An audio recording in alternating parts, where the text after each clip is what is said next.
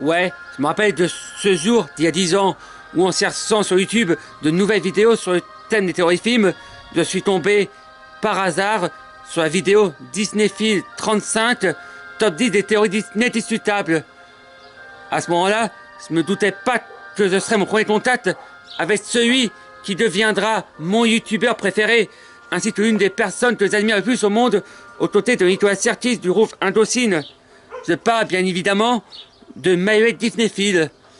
Et oui, ça fait déjà une décennie que je le suis, et je l'apprécie toujours autant maintenant, ce qui est un espoir comparé à plein d'autres youtubeurs où mon appréciation fut plus éphémère. Franchement, je pourrais passer des heures à vous expliquer pourquoi je l'apprécie autant. Je choisis les différents types de vidéos qui sont globalement bien travaillés et divertissants. Le fait qu'on ait le même favori parmi les films Disney en live action. Le fait qu'il m'a fait découvrir des films comme La Planète au Trésor ou Bienvenue chez les Robinson. Le fait que sur sa chaîne, j'ai rencontré l'un de mes partenaires de discussion préférés, Tori78. Ou encore le fait qu'il m'a inspiré à devenir moi-même youtubeur.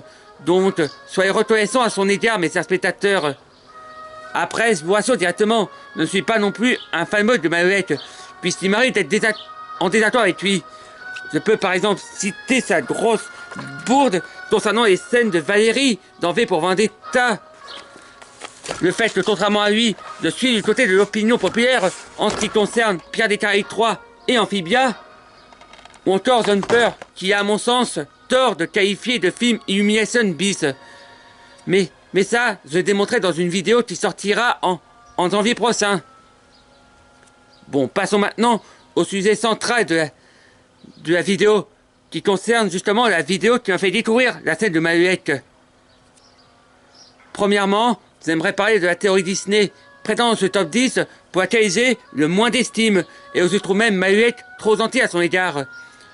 Et contrairement à lui, il ne s'agit pas du numéro 5, mais du numéro 6, celle qui dit que notre poisson clown préféré, Nemo, serait en réalité mort au début du monde de Nemo, avec ses frères et sœurs, et que l'aventure centrale serait imaginée par un marin qui doit faire le deuil de sa famille.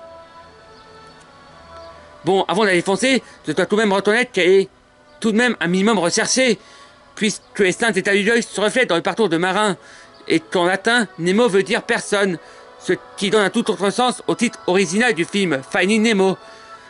Sauf que voilà, à l'image de la théorie disant que les gargouilles du bossu de Notre-Dame n'existeraient que dans l'imaginaire de Quasimodo, elle est contredite par la quasi-totalité des scènes où le personnage imaginaire est présent. Ben oui, comment expliquez-vous dans ce cas le fait que tout le monde voit Nemo au début, lorsque son père l'amène à l'école, le fait qu'il y a beaucoup de scènes où Nemo est présent sans son père, que ce soit au début à l'école ou durant toute l'intrigue de l'aquarium, ou encore le fait qu'à la fin, Dory le voit dans une scène où un nouveau marin est absent. Bref, difficile de la trouver plausible. Deuxièmement, j'aimerais parler de l'autre théorie connue sur la haute, qui n'est pas le numéro 7 du top 10 de Mahuet. Celle-ci dit que Carl serait en réalité mort dans la nuit qui précède son transfert en maison de retraite, et que l'aventure centrale serait son voyage vers l'au-delà pour retrouver sa femme Ellie.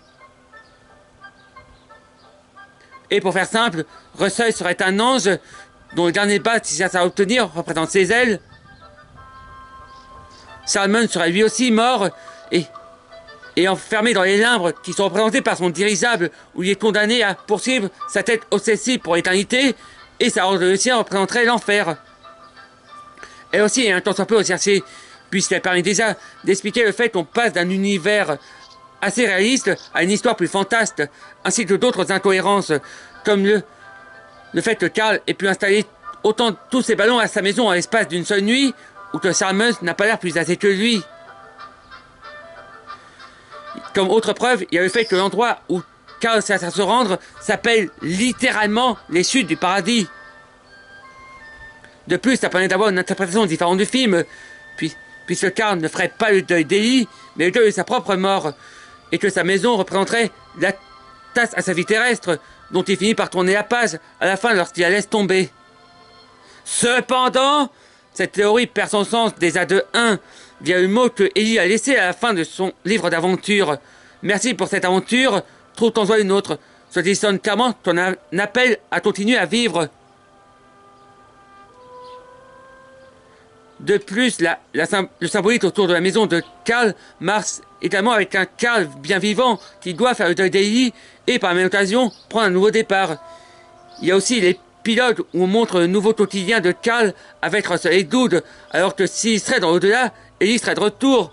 Et comme dernier clou sur le cercueil, il y a ce court-métrage dérivé de là-haut qui date de 2023 et qui montre en gros Cal se préparer à son premier encart depuis la mort d'Ellie, prouvant ainsi qu'il est bien vivant et à continuer à vivre sa vie.